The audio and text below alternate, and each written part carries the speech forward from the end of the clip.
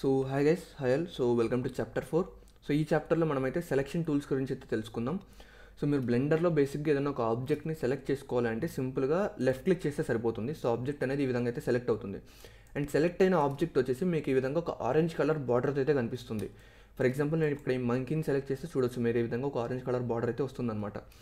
So ఈ విధంగా మీరు లెఫ్ట్ క్లిక్ చేసి ఏ ఆబ్జెక్ట్ అయినా సరే, అది లైట్ అయినా కావచ్చు, క్యూబ్ అయినా, మంకీ అయినా, కెమెరా అయినా, ఏ ఆబ్జెక్ట్ అయినా సరే ఈ విధంగా మీరు సింపుల్గా లెఫ్ట్ క్లిక్ యూస్ చేసి సెలెక్ట్ చేసుకోవచ్చు అనమాట.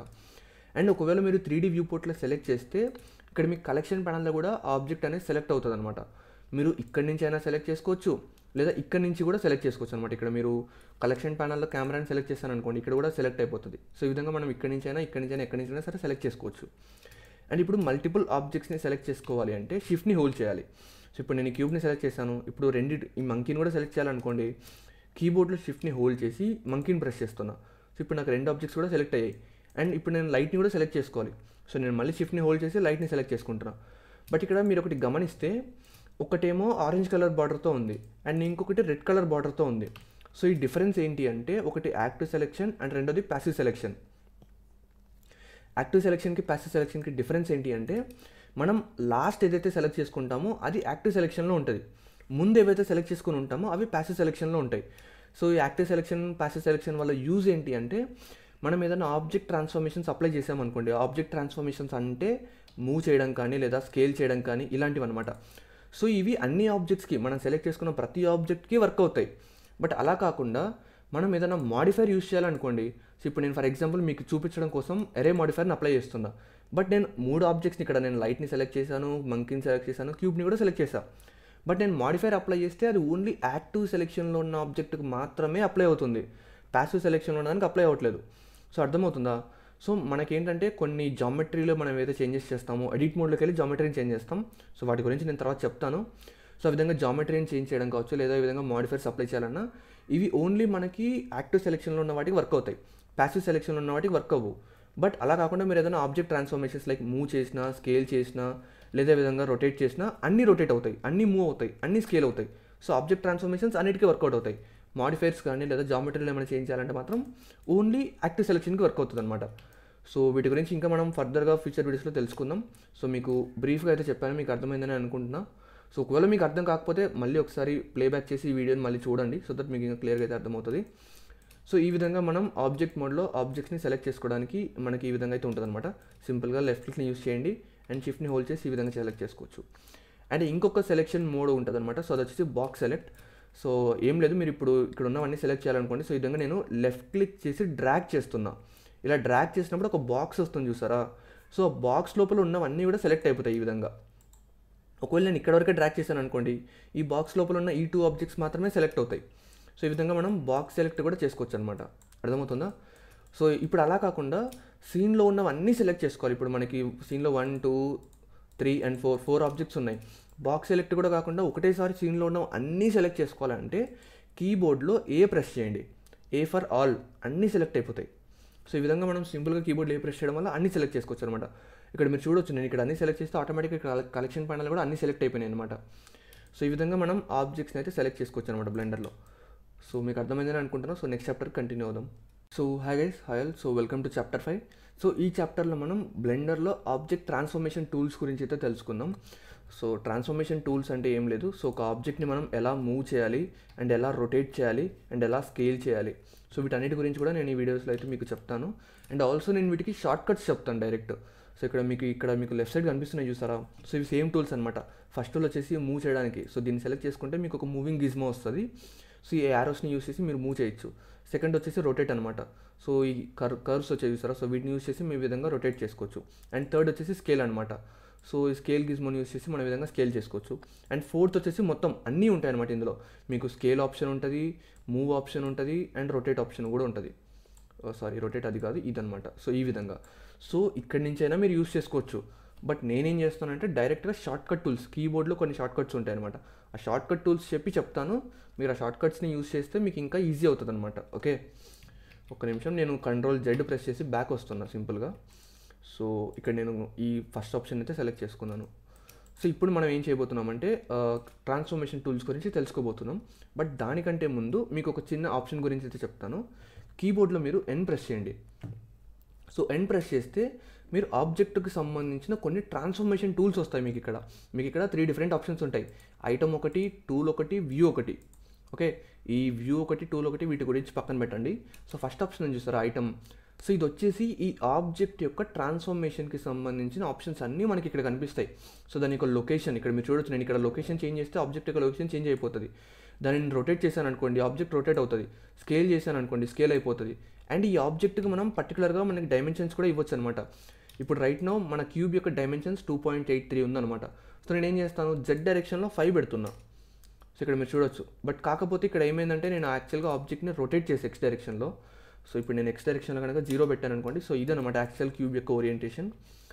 సో ఇప్పుడు నేను జెడ్లో కనుక ఒక 10 పెట్టాను అనుకోండి. సో ఇక్కడ మీరు చూడొచ్చు క్యూబ్ యొక్క సైజ్ అనేది మారిపోతుంది.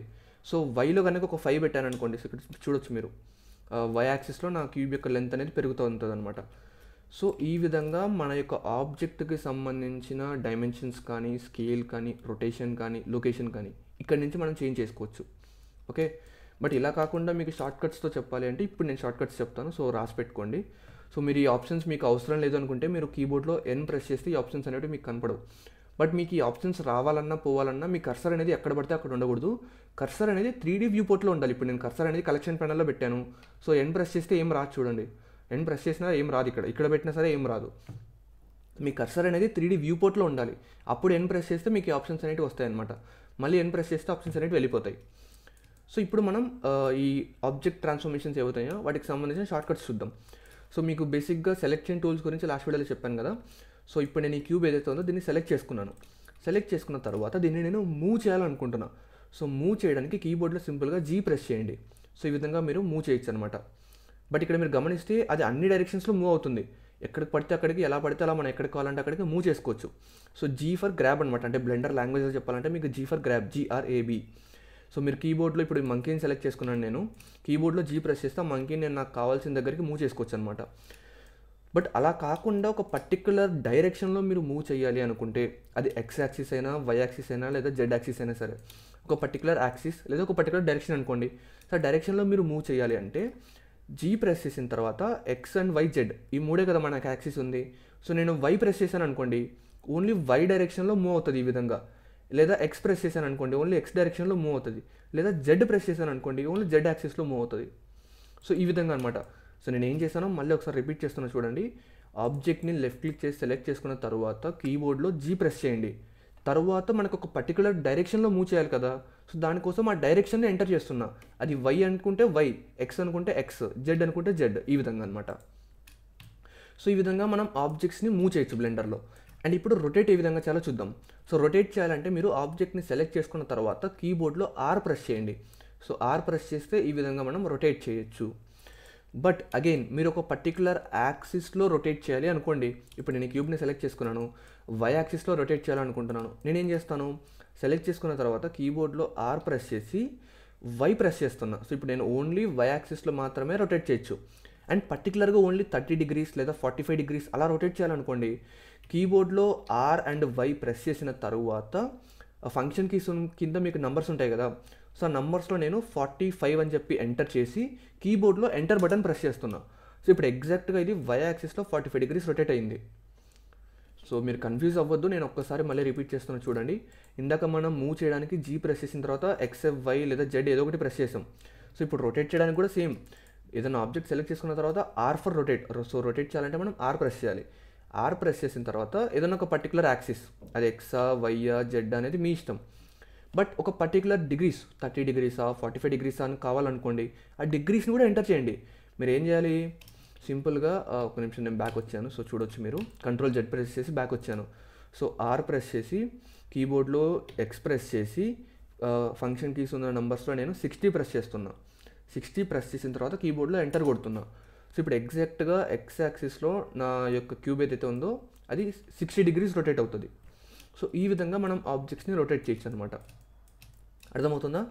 అండ్ ఇప్పుడు స్కేల్ చేయాలి. సో ఇప్పుడు థర్డ్ ఆప్షన్ వచ్చేసి స్కేల్ చేయడం. స్కేల్ ఇన్ ద సెన్స్ ఏం లేదు. సో ఇప్పుడు నేను కీబోర్డ్లో ఎస్ ప్రెస్ చేశాను అనుకోండి, ఆబ్జెక్ట్ సెలెక్ట్ చేసుకున్న తర్వాత, సో ఈ విధంగా దాని యొక్క సైజ్ అనేది పెరగడం, తగ్గడం చేయొచ్చు అనమాట మనం. సో సింపుల్గా ఎక్స్ప్రెస్ చేస్తే మీరు ఈ విధంగా ఎలా పడితే అలా స్కేల్ అయిపోతుంది. సేమ్ అదే విధంగా మీరు ఇందాక మూవ్ అండ్ రొటేట్కి ఏ విధంగా అయితే ఒక పర్టికులర్ డైరెక్షన్ని యూజ్ చేశారో, ఇక్కడ కూడా ఒక పర్టికులర్ డైరెక్షన్లో మనం దీన్ని స్కేల్ చేయొచ్చు. ఇప్పుడు ఓన్లీ నాకు వై యాక్సిస్లో స్కేల్ చేయాలనుకోండి, కీబోర్డ్లో ఎస్ ప్రెస్ చేసిన తర్వాత వై ప్రెస్ చేస్తాను, సో దట్ ఓన్లీ వై యాక్సిస్లో మాత్రమే స్కేల్ అవుతుంది. అలా కాకుండా ఓన్లీ ఎక్స్ ప్రెస్ చేశాను అనుకోండి, ఓన్లీ ఎక్స్ యాక్సిస్లో మాత్రమే స్కేల్ అవుతుంది. అలా కాకుండా ఎస్ ప్రెస్ చేసిన తర్వాత జెడ్ ప్రెస్ చేస్తే ఓన్లీ జెడ్ యాక్సిస్లో మాత్రమే స్కేల్ అవుతుంది. సో ఈ విధంగా మనం మూవ్ చేయొచ్చు, రొటేట్ చేయొచ్చు అండ్ స్కేల్ చేయొచ్చు. వాటికి సంబంధించిన షార్ట్ కట్స్ మూవ్ చేయడానికి జీ, అండ్ డైరెక్షన్ కావాలంటే XYZలో ఏదో ఒకటి ప్రెస్ చేయాలి, అండ్ రొటేట్ చేయడానికి ఆర్, అండ్ దానికి డైరెక్షన్స్ కావాలి అంటే XYZలో ఏదో ఒకటి ప్రెస్ చేయాలి, అండ్ స్కేల్ చేయాలి అంటే ఈ విధంగా కీబోర్డ్లో ఎస్ ప్రెస్ చేయాలి. సేమ్ డైరెక్షన్స్కి XYZ ఏదో ఒకటి యూజ్ చేయండి అంతే. సో మీకు ఆబ్జెక్ట్కి సంబంధించిన ట్రాన్స్ఫర్మేషన్ టూల్స్ ఇవే, మీకు అర్థమయ్యాయి అనుకుంటున్నా. అండ్ మీరు ఒకటి గుర్తుపెట్టుకోండి, ఇప్పుడు నేను ఈ క్యూబ్ ఉంది చూస్తారా, ఇది వద్దులేండి, నేను ఒక వేరే క్యూబ్ని తీసుకొని వస్తాను. సో ఇప్పుడు ఈ క్యూబ్ ఉంది, నేను కీబోర్డ్లో ఎన్ ప్రెస్ చేస్తే ఇక్కడ మీరు చూడొచ్చు డైమెన్షన్స్ 2, 2, 2 ఉన్నాయి, అండ్ స్కేల్ వచ్చేసి 1, 1, 1 ఉంది, అండ్ రొటేషన్ అన్నీ కూడా డిఫాల్ట్ 0, 0 ఉన్నాయి కదా. సో ఇప్పుడు నేను దీనికి ఏదైనా ట్రాన్స్ఫర్మేషన్ చేశాను అనుకోండి, ఫర్ ఎగ్జాంపుల్ నేను వై డైరెక్షన్లో మూవ్ చేస్తాను. సో ఇక్కడ మీరు చూడొచ్చు దానికి లొకేషన్ మారిపోతుంది వై డైరెక్షన్లో. అండ్ నేను దీన్ని ఒకవేళ వై యాక్సిస్లో 45 డిగ్రీస్, సో ఆర్ ప్రెస్ చేసి వై ప్రెస్ చేసి 45 డిగ్రీస్ రొటేట్ చేశాను నేను. సో ఇక్కడ మీరు చూడొచ్చు రొటేషన్లో వై యాక్సిస్లో 45 వచ్చింది ఎగ్జాక్ట్గా. ఒకవేళ నేను ఇక్కడ రొటేషన్లో నేను ఇక్కడ సెలెక్ట్ చేసుకొని ఎక్స్లో నేను 45 పెట్టాను అనుకోండి, సో 45 రొటేట్ అవుతుంది. సో మీరు ఇక్కడ డైరెక్ట్గా ఈ షార్ట్ కట్ని యూస్ చేసుకుంటే ఇక్కడ రొటేట్ చేసుకోవచ్చు. అండ్ నేను ఏదైనా ఒక పర్టికులర్ డైరెక్షన్లో నేను ఇప్పుడు స్కేల్ చేశాను అనుకోండి, ఎస్ ప్రెస్ చేసి వై ప్రెస్ చేశాను అనుకోండి, సో ఇక్కడ మీకు కనిపిస్తాయి మీరు చేసిన ట్రాన్స్ఫర్మేషన్స్ అన్నీ ఇక్కడ మీకు కనిపిస్తాయి, అర్థమవుతుందా? అండ్ డైమెన్షన్స్ ఏమైనా చేంజ్ చేసినా కూడా ఇక్కడ మీకు కనిపిస్తుంది. సో అదనమాట. సో ఆబ్జెక్ట్ ట్రాన్స్ఫర్మేషన్స్ గురించి మీకు అర్థమైందని అనుకుంటున్నాను. సో మళ్ళీ నెక్స్ట్ చాప్టర్లో కలుద్దాం.